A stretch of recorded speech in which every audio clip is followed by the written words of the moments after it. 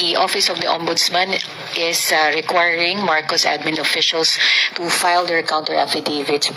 This is regarding Senator Imy's request to probe high-ranking officials of the government involved in the arrest.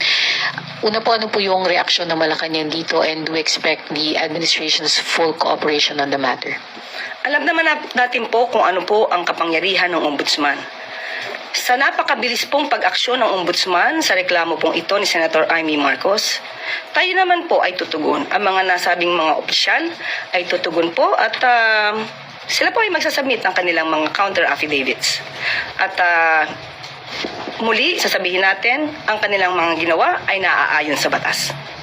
May directive po ba na specific si Pangulong Marcos tungkol dito?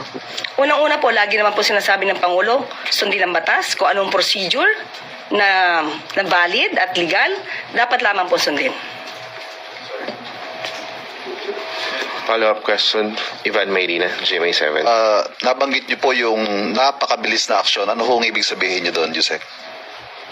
Mabilis mo naman talaga. No, but is there anything unusual doon sa with the speed at which the ombudsman issued that order? Wala po ako masasabi. Basta ang sabi lamang po natin ay mabilis po ang pag-aksyon.